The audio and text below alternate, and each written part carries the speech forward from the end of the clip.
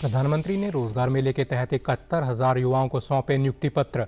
कहा, सरकार ने बीते 9 वर्षों में सरकारी भर्ती प्रक्रिया को ज्यादा तेज करने और पारदर्शी बनाने को दी प्राथमिकता। केंद्रीय संचार मंत्री ने संचार साथी पोर्टल देश को किया समर्पित। चोरी व गुम हुए फोन को ढूंढने और ब्लॉक करने के साथ साथ पर्सनल आईडी के दुरुपयोग पर भी लग सकेगी लगाम।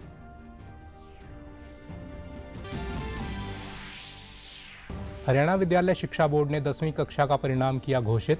परिणाम रहा 65.43%। लड़कियों की पास प्रतिशतता लड़कों के मुकाबले रही अधिक।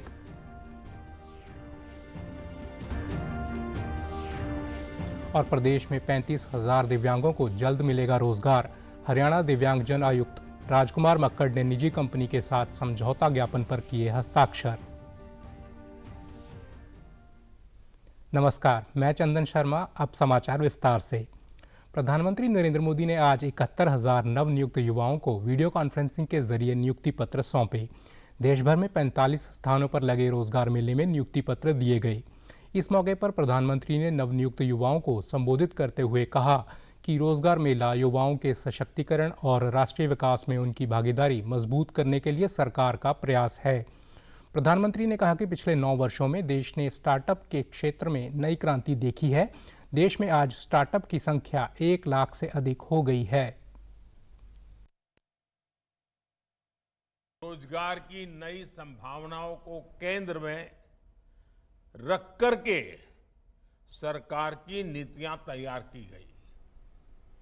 आधुनिक इंफ्रास्ट्रक्चर का निर्माण हो, ग्रामीण क्षेत्रों का विकास हो या फिर जीवन से जुड़ी सुविधाओं का विस्तार हो, भारत सरकार की हर योजना, हर नीति युवाओं के लिए रोजगार के नए अवसर बना रही है।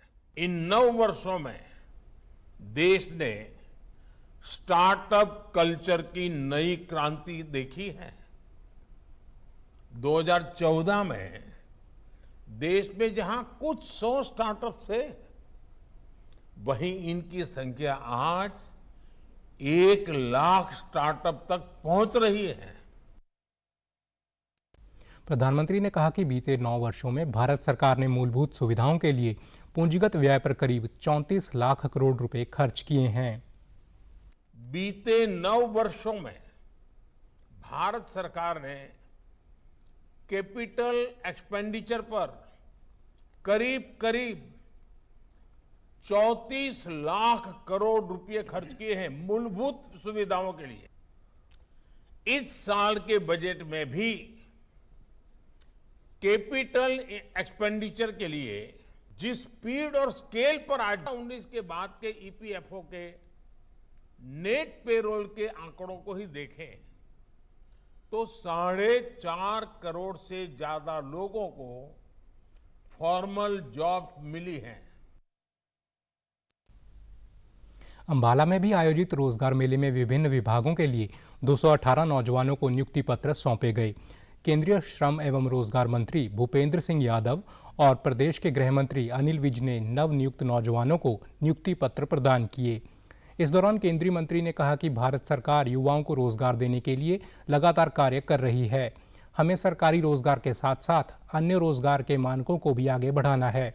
देश के विकास में युवा शक्ति के योगदान से प्रधानमंत्री के अभियान अमृतकाल को स्वर्णिम भारत में बदलने के लिए हम सब सहभागी बने। हरियाणा सरकार भी अब राज्य के स्तर पर इस प्रकार के रोजगार के मेले का आयोजन करने जा रही है और भारत की जो युवा शक्ति है उसको देश के निर्माण के लिए जोड़ना, देश के संसाधनों के विकास के लिए जोड़ना, रोजगार के अवसर सरकारी स्तर पे तो उपलब्ध कराना ही कराना, लेकिन सरकारी रोजगार के साथ अन्य रोजगार के मानकों को भी आगे बढ़ाना और देश के विकास में इस युवा शक्ति के योगदान से अमृतकाल के भारत को स्वर्णिम भारत में बदलने के लिए जो प्रधानमंत्री जी के नेतृत्व में अभियान है उसमें हम सब सहभागी बने। गृह मंत्री अनिल विज ने नवनियुक्त नौजवानों को शुभकामनाएं देते हुए कहा कि प्रदेश सरकार ने भी युवाओं को रोजगार देने के लिए 200 रोजगार मेले लगाने का संकल्प लिया है। नरेंद्र मोदी जी ने इस वर्ष 10 लाख रोजगार देने का संकल्प किया है। हमने भी सारे हरियाणा में लगभग 200 रोजगार मेले लगाने का संकल्प किया है कि जहां पर हम लोगों को रोजगार देंगे, जहां उसके मुताबिक काम करेंगे। नियुक्ति पत्र मिलने पर युवाओं ने भारत सरकार का आभार जताते हुए कहा कि अब उन्हें नौकरी के लिए ज्यादा समय तक इंतजार नहीं करना पड़ रहा। और मैं अभी जीडीएस भर्ती के अंतर्गत सिलेक्ट हुआ हूँ और प्राउड फील हो रहा है, क्योंकि अभी आपको पता ही है सर, क्योंकि अभी घर में एक नौकरी हो जाती है तो पूरा घर का जो कंधों का भार है वो कम हो जाता है सर। और जो नरेंद्र मोदी सरकार ये कर रही है सर, जैसे बुढ़ापा पेंशन या और कोई भी जो भी प्रोग्राम इन्होंने स्टार्ट किए हुए हैं, तो बहुत ही अच्छे काम कर रहे हैं सर। और मेरा सिलेक्शन भी पीएम पद पे कुरुक्षेत्र डिवीजन में हुआ है, अजरावर गांव में। हम सरकार का धन्यवाद करते हैं कि रोजगार मेले पे हमें नौकरी प्रदान की। केंद्रीय संचार और सूचना एवं इलेक्ट्रॉनिक्स मंत्री अश्विनी वैष्णव ने दिल्ली में संचार साथी पोर्टल का शुभारंभ किया। इस पोर्टल के माध्यम से चोरी और गुम हुए फोन को ढूंढने व ब्लॉक करने के साथ साथ पर्सनल आईडी के दुरुपयोग पर भी लगाम लगा सकेंगे। इस मौके पर केंद्रीय मंत्री ने कहा कि पिछले 9 वर्षों में टेलीकॉम सेक्टर में कई सुधार किए गए हैं। आज उपभोक्ता सुरक्षा के मद्देनजर संचार साथी पोर्टल से 3 अहम सुधार किए गए हैं।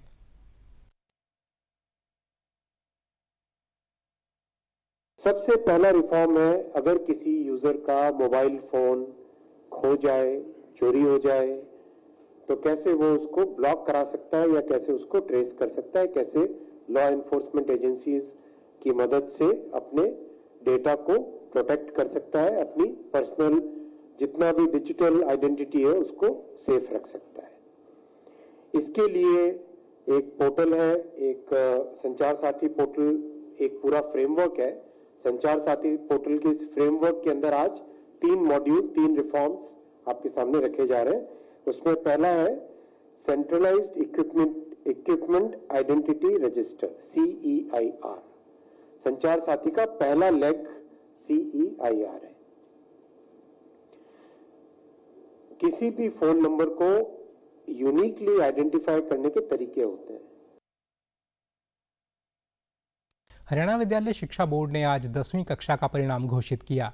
कक्षा का परिणाम 65.43% रहा। इनमें लड़कियों का 69.81 जबकि लड़कों का परीक्षा परिणाम 61.41% रहा।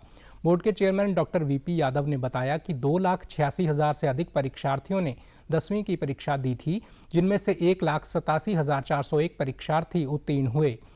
परीक्षा का परिणाम बोर्ड की वेबसाइट पर अपलोड कर दिया गया है। उन्होंने बताया कि इस बार के परीक्षा परिणामों में लड़कियों की लड़कों के मुकाबले पास प्रतिशतता 8.40% अधिक रही। वहीं ग्रामीण क्षेत्र के विद्यार्थियों की 67.35%, जबकि शहरी क्षेत्र के विद्यार्थियों की पास प्रतिशतता 61.28% रही। 3 रही है। इस परीक्षा में कुल मिलाकर 2,86,425 विद्यार्थियों ने भाग लिया, जिनमें से 1,87,401 विद्यार्थी उत्तीर्ण रहे। ऐसे ही स्वयंपाठी जो विद्यार्थी, उनका परिणाम 52.13 रहा। सेकेंडरी परीक्षा में जो स्वयंपाठी थे वो 5,124 विद्यार्थी थे, जिनमें से 2,671 विद्यार्थी उत्तीर्ण रहे। नियमित छात्रों से 8.40% ज़्यादा अंक लिए। ग्रामीण क्षेत्र की जो पास प्रतिशतता है वो 67.35 रही, जबकि शहरी क्षेत्र की 61.28% रही। प्रदेश के करीब 35,000 दिव्यांगजनों को जल्द ही रोजगार मुहैया करवाया जाएगा। इनमें सरकारी क्षेत्र के 15,000 जबकि निजी क्षेत्र में 20,000 दिव्यांगों को रोजगार दिया जाएगा। हरियाणा दिव्यांगजन आयुक्त राजकुमार मक्कड़ ने कल ई-कॉमर्स की जानी मानी एक निजी कंपनी के साथ MOU पर हस्ताक्षर किए। इस कंपनी द्वारा प्रदेश के लगभग 10,000 दिव्यांगजनों को उनकी कार्यक्षमता के अनुसार रोजगार दिया जाएगा। जल्द ही सरकार को एक और अन्य निजी कंपनी के साथ समझौता ज्ञापन पर हस्ताक्षर होंगे, जो 10,000 दिव्यांगजनों के लिए रोजगार के द्वार खोलेगी। दिव्यांगजन आयुक्त ने बताया कि मुख्यमंत्री चाहते हैं कि दिव्यांगजनों को उनकी कौशल और शारीरिक क्षमता के आधार पर रोजगार देकर स्वावलंबी बनाया जाए। उन्होंने बताया कि हाल ही में मुख्यमंत्री ने गुरुग्राम में करीब 100 कंपनियों के साथ मीटिंग कर दिव्यांगजनों को रोजगार देने के लिए प्रेरित किया था। प्रदेश के लोकायुक्त न्यायाधीश हरिपाल वर्मा ने कहा कि वर्ष 2022-2023 की वार्षिक रिपोर्ट राज्यपाल को सौंप दी गई है। रिपोर्ट विधानसभा पटल पर चर्चा के लिए रखी जाएगी। लोकायुक्त ने आज पत्रकार वार्ता में बताया कि गत वर्ष के दौरान कार्यकाल में आई 1640 शिकायतों में से 577 शिकायतों का निपटारा किया गया है। इन शिकायतों में अधिकांश पुलिस विभाग में भ्रष्टाचार तथा विकास एवं पंचायत विभाग में अवैध कब्जों से संबंधित रही हैं। उन्होंने कहा कि पुलिस विभाग की शिकायतों को डीजीपी विजिलेंस को प्रारंभिक जांच के लिए भेजा जाता है। इसके अलावा जिस कर्मचारी के खिलाफ शिकायत आती है उसे भी सुनवाई के लिए अवसर प्रदान किया जाता है। उन्होंने कहा कि विकास एवं पंचायत विभाग की शिकायतें ग्रामीण क्षेत्रों में अवैध कब्जों से संबंधित होती हैं। सुनवाई के बाद उन पर कार्रवाई सुनिश्चित की जाती है। 31/3/2023 तक तो 1/4/2022 को हमारे पास 1298 कंप्लेंट्स थी। 342 कंप्लेंट्स नई आई। टोटल 1640 हो गई। हमने 577 कंप्लेंट्स हमने डिस्पोज ऑफ की और इस तरह से आज हमारे पास 1063 कंप्लेंट्स पेंडिंग। तो रिकमेंडेशन जो हमारी कुछ होती हैं सरकार को होती हैं उस पर सरकार अमल करती है, कुछ में अमल हो पाता है, कुछ कंसिडरेशन रहती है। तो हमने ये सारी अपनी जो रिकमेंडेशन है वो सरकार को सबमिट करनी होती है और वो माननीय राज्यपाल जी के माध्यम से जाती है। तो ये रिपोर्ट विधानसभा में रखी जाती है जिस पे चर्चा होती है और जो बात मुद्दे निकलते हैं उस पर कोई चर्चा करने वाले होते हैं तो कर लेते हैं, नहीं हो पाती है तो नहीं। रोहतक में कल भारतीय जनता पार्टी के प्रदेशाध्यक्ष ओम प्रकाश की अध्यक्षता में भाजपा के जिला अध्यक्षों, जिला प्रभारियों, सभी प्रकोष्ठकों और मोर्चा के पदाधिकारियों की बैठक हुई। बैठक में निर्णय लिया गया कि केंद्र सरकार के 9 साल पूरे होने के उपलक्ष्य में 30 मई से 30 जून तक प्रदेश भर में कार्यक्रम और रैलियां आयोजित की जाएंगी। उन्होंने बताया कि कल जगाधरी में होने वाली हरियाणा की प्रदेश कार्यकारिणी की बैठक में मुख्यमंत्री मनोहर लाल, प्रदेश प्रभारी विप्लव देब, सरकार के सभी मंत्री, सांसद, विधायक, प्रदेश कार्यकारिणी के सदस्य हिस्सा लेंगे। इसके अलावा 19 मई को सभी 22 जिलों की कार्यकारिणी और 21 मई को भाजपा के 311 मंडलों की कार्यकारिणी की बैठक भी होगी। 17 तारीख को हमने प्रदेश कार्यकारिणी की बैठक रखी जो जगाधरी में हो। मुख्यमंत्री जी, प्रभारी जी, हमारे प्रदेश से केंद्रीय मंत्रीगण, पार्टी के सभी सीनियर लीडर और प्रदेश कार्यकारिणी के सदस्य उसमें उपस्थित रहेंगे। इसके बाद 19 तारीख को हम इसी प्रकार से सभी जिलों की बैठक करेंगे एक ही दिन में और 21 तारीख को हमारे 311 मंडल हैं उनकी मंडल बैठक भी एक ही दिन में करेंगे। 30 मई को प्रधानमंत्री जी नरेंद्र मोदी जी की सरकार के 9 साल हो रहे हैं।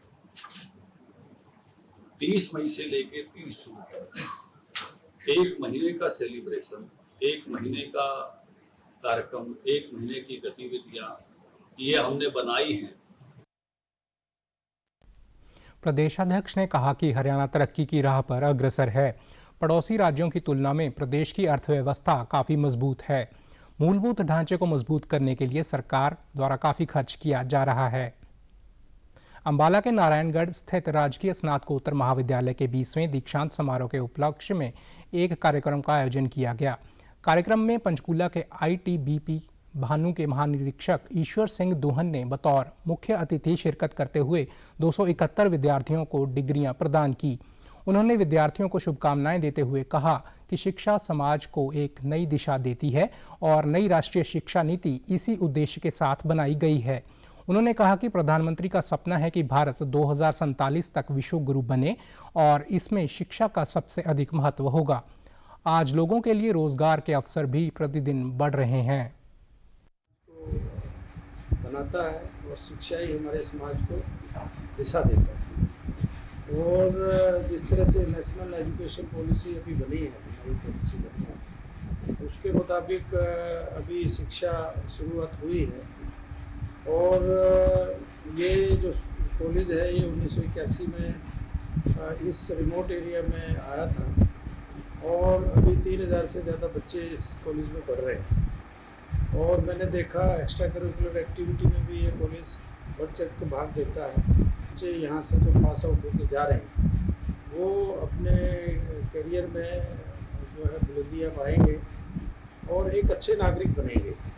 और देश के निर्माण में जैसे हमारे प्रधानमंत्री का विज़न है कि 2047 में भारत विश्व गुरु बने, और उसमें जो एजुकेशन का जो योगदान है सबसे महत्वपूर्ण है।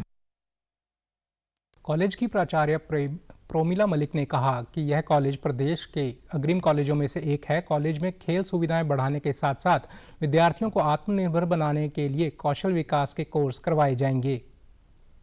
मुख्य सचिव संजीव कौशल ने कल चंडीगढ़ में हरियाणा सिविल सर्विसेज एवं अलाइड सर्विसेज की प्रारंभिक परीक्षा के लिए आयोजित बैठक की अध्यक्षता की। बैठक में 6 जिलों के उपायुक्त और पुलिस अधीक्षक ऑनलाइन जुड़े। मुख्य सचिव ने 28 मई को आयोजित होने वाली संघ लोक सेवा आयोग की प्रारंभिक परीक्षा के लिए भी आवश्यक प्रबंध करने के निर्देश दिए। यूपीएससी की परीक्षा के लिए फरीदाबाद और गुरुग्राम में जिले के लगभग 148 परीक्षा केंद्र बनाए गए हैं। मुख्य सचिव ने बताया कि HCS एवं अलाइड सेवाओं के लिए परीक्षा 21 मई को 2 शिफ्टों में आयोजित की जाएगी। सुबह 10 से 12 बजे तक सामान्य अध्ययन और शाम को 3 से 5 बजे तक सिविल सर्विसेज एप्टीट्यूड टेस्ट परीक्षा का आयोजन होगा। प्रारंभिक परीक्षा के लिए हर जिले में 2-2 नोडल अफसर और कोऑर्डिनेटर लगाए गए हैं। समाचारों में आज इतना ही। नमस्कार।